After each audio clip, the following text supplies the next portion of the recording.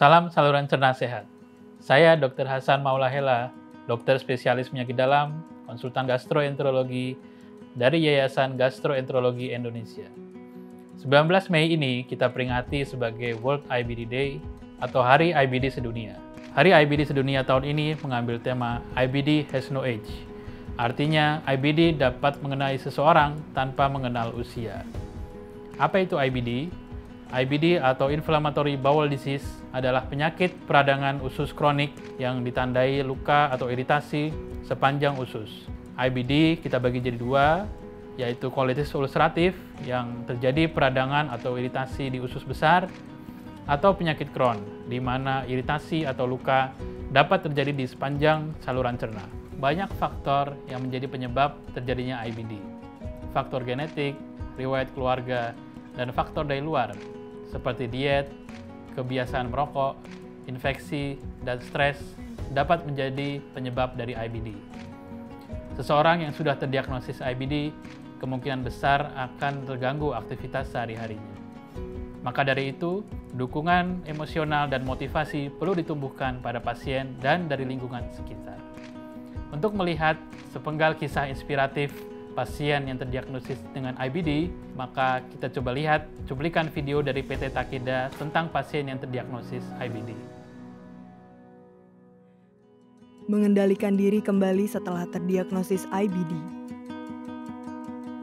Nama saya Katia, umur 29 tahun. Saya terdiagnosis penyakit radang usus atau IBD pada tahun 2007. Pada saat itu, kesehatan saya sangatlah buruk. Dan yang tersisa dari tubuhku hanyalah kulit dan tulang.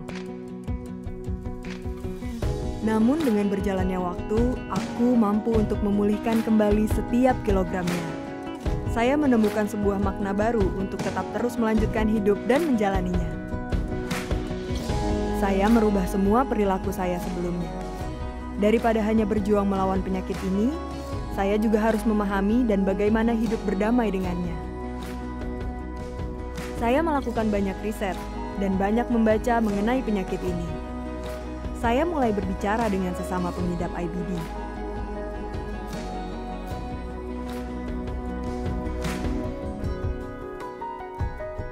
Untuk pertama kalinya, saya lebih terbuka tentang perasaan saya. Saya belajar untuk berbicara terus terang tentang penyakit saya. Dan akhirnya, saya merasa dimengerti.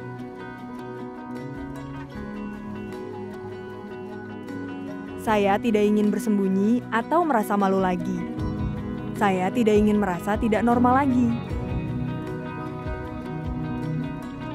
Mari berbicara tentang penyakitmu, utarakan keresahanmu, ketakutanmu, dan harapanmu. Sebarkanlah dan edukasi sesama. Dan dengan melakukan ini, kamu akan dapat membantu banyak orang yang terdiagnosis IBD. Jika kita perhatikan video animasi tadi menceritakan bagaimana Katia merasa kesehatannya makin buruk setelah terdiagnosis IBD. Namun Katia mencoba bangkit, menemukan makna baru dari hidupnya, dan berdamai dengan penyakitnya. Bagi sahabat YGI yang mengalami keluhan di saluran cerna sampai mengganggu aktivitas sehari-hari, sebaiknya berkonsultasi dengan dokter spesialis gastroenterologi. Ayo lebih peduli dengan apa yang terjadi pada tubuhmu sebelum terjadi komplikasi. Subscribe ke channel YGI untuk mendapatkan informasi tentang segala macam penyakit saluran cerna. Salam saluran cerna sehat.